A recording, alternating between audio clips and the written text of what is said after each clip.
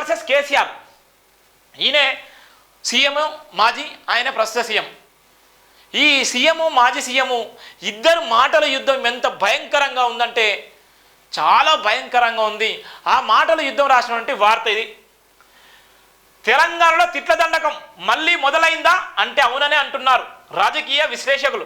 గతంలో కేసీఆర్ ఒక్కరే పనిచేసేవారని ఇప్పుడు కాంగ్రెస్, బీజేపీ కూడా కేసీఆర్తో పోటీ పడుతున్నాయని అంటున్నారు.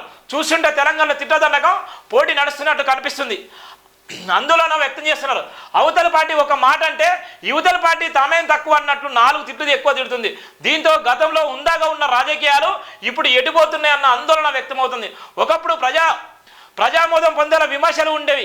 పాలనపరమైన నిర్ణయాలకే పరిమితమయ్యేవి. నాయకులు కూడా తమ పరిధి మేరకే విమర్శలు చేసేవారు, ఉందగా వివరించేవారు. కానీ ఇప్పుడు విమర్శలు హద్దులు దాటిపోతున్నాయి. నేతలు సహనం కోల్పోతున్నారు.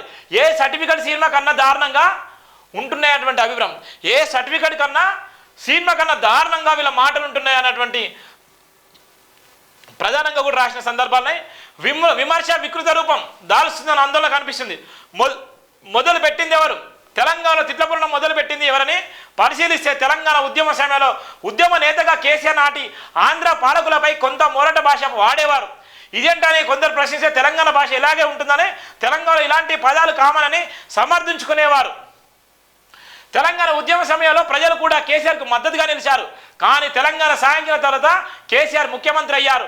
సీఎం హోదాలో ఉందగా మాట్లాడాల్సిన గులాబీ నేత తెలంగాణ ఉద్యమకాలం నాటి భాషనే విపక్షాలపై వాడడం మొదలుపెట్టారు. దీంతో తెలంగాణ సమాజం కొత్తలో స్పందించకపోయినా రాను రాను కేసీఆర్ భాష శృతి మించడంలో నిషాదంగా గమనిస్తూ వచ్చింది. ఇలా కేసీఆర్ తిట్ల దండకంలో ఛాంపియన్గా నిలిచిన సందర్భాలు కూడా ఉన్నాయి. తర్వాత విపక్షాలు.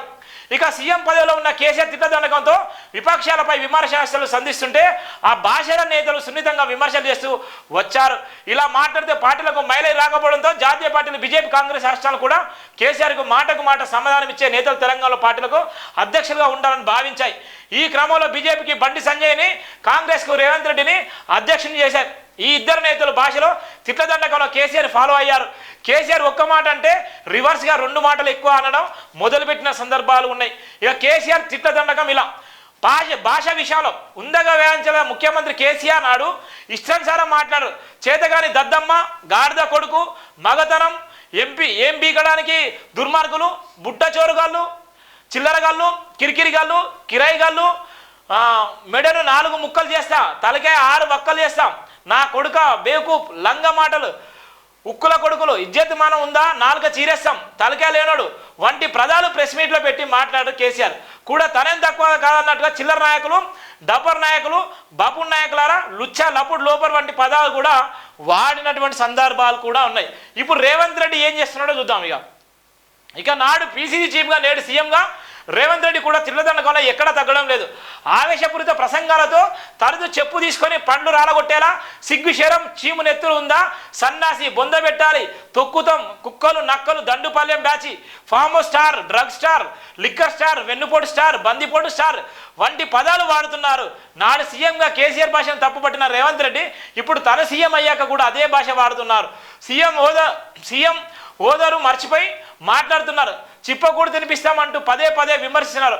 మొత్తంగా ఇలా తెలంగాణ రాజకీయాల్లో తిట్ల దండకం పోటీ సాగుతున్నది. విమర్శకు ప్రతి విమర్శ చేయడం అంటు చేత నువ్వు తిడితే నేను పడతాను అన్నట్టు నేతలు వ్యవహరిస్తున్నారు. నీదేం భాష అంటే నీదేం భాష అని విమర్శిస్తున్నారు. కానీ భాష మార్చుకునేందుకు ఎవరు ప్రయత్నం చేయడం లేదు. ఎంత భయంకరంగా ఉన్నాయో తిట్ల దండకం. ఇవాళ రేవంత్ రెడ్డి ఎట్లా తిడుతున్నాడు, ఇవాళ కేసీఆర్ ఎట్లా తిట్టుకున్నారు, ఆ తిట్టుకున్న మాటలు ఏ విధంగా ఉన్నాయి, ఏ విధంగా వీళ్ళు లాంగ్వేజ్ మాట్లాడుతున్నారు, ఏ సర్టిఫికేట్ సినిమాకి ఇచ్చేటువంటి ఏ సర్టిఫికేట్ కన్నా భయంకరమైనటువంటి మాటలు తెలంగాణ ప్రజలు చూసేటువంటి పరిస్థితి ఉంది. ఇవాళ చిన్నపిల్లలు కానీ, ఇవాళ మహిళలు కానీ, ఇవాళ ఉద్యోగస్తులు కానీ, ఇవాళ వివిధ హోదాలో ఉన్నటువంటి ఐఏఎస్ ఐపీఎస్లు కానీ ఇవాళ వీళ్ళ మాటలు చూసుకొని నవ్వుకునేటువంటి పరిస్థితి ఉంది.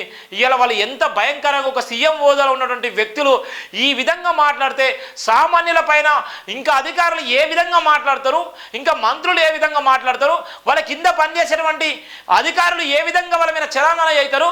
ఇవాళ ఉన్నటువంటి రాజ్యాంగానికి లోబడి పనిచేయాల్సిన అధికారులు, రాజ్యాంగంలో పొందుపరిచినటువంటి ఆర్టికల్కి అనుగుణంగా ఉండవలసిన రాజకీయ నాయకులు ఈ విధంగా లాంగ్వేజ్ మాట్లాడితే, ఈ విధంగా ఏ సర్టిఫికేట్ కన్నా ఘోరంగా మాట్లాడితే ఇక వీళ్ళను ఓటేసి గెలిపించినటువంటి ప్రజలు ఏ విధంగా మొరపెట్టుకోవాలంటే ప్రధాన వార్త కూడా ఇక్కడ రాసినటువంటి సందర్భాలని రేవంత్ వర్సెస్ కేసీఆర్ అంటే ప్రధాన వార్త కూడా ఇక్కడ మనం చూసినటువంటి ప్రధానంగా చూసేటువంటి వార్త కూడా మనం చూస్తున్నాం.